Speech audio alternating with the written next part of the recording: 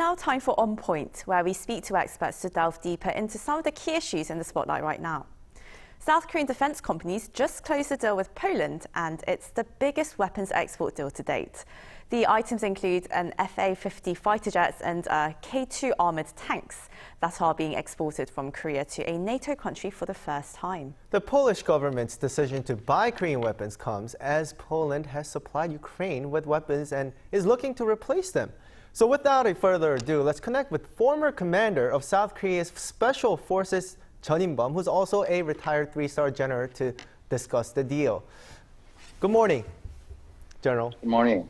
First, only KARI, out of the three weapons developers, has released the exact costs that they are charging the Polish government.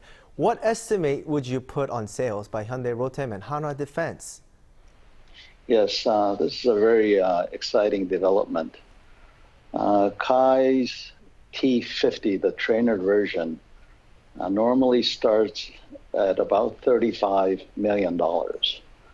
The fighter version, as you said, is the first time that it is being exported. And there are variants of this type of aircraft. If we assume that it is going to be the most updated version, which has a lot of capability, it could run 40, maybe close to $50 million an aircraft.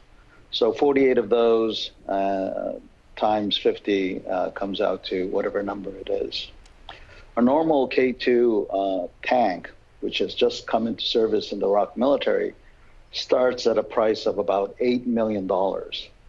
And so Poland has announced that they're going to initially purchase 180 of them, with the potential of growing to 1,000 tanks. That's a lot of tanks, and that's a lot of money. The K9 self-propelled howitzer starts just over $3 million. But the model that the Polish government is getting is the most upgraded version. So with all of this, we're looking at a starting price of about $14 billion, with the potential to run more than $20 billion in total. Well, it's a lot of money, but definitely worth every penny. Well, can you give us more information on the capacity of these weapons? For example, it's the first time that the K2 and FA-50s are being exported. Yes, the K2 has upgrades in nearly every system that it has. It has a bigger gun. It has lesser crew, which means it saves on personnel costs. It has the ability to identify a target that is 10 kilometers away. This is a great capability. It has a 1,500 horsepower engine, which is a very powerful engine. So all of these are the latest version. Now, one thing that the K2 is looking at is a active protection system.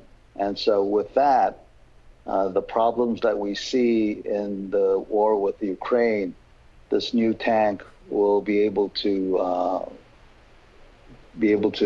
defeat all of the modern day challenges that it will face. The FA-50 is comparable to the F-16. It's not as good as the F-16, but it's got a lot of capability. And so it's an attack version. It's a two-seater, but normally the attack version will only be piloted by one person. It can attack ground targets. It can engage air targets. So for the price that it's being offered to, it's got a lot of capability. So, and of course, the K9 self-propelled howitzer, the new version, it's got significant upgrades. The rate of fire that this gun has, the rate of fire is what one system can fire in 1 minute. And so this system can fire so many rounds that by the time the first round reaches the target, the 6th or 8th round will reach at the same time. So it's like having 6 or 8 self-propelled guns at the same time. Right, General.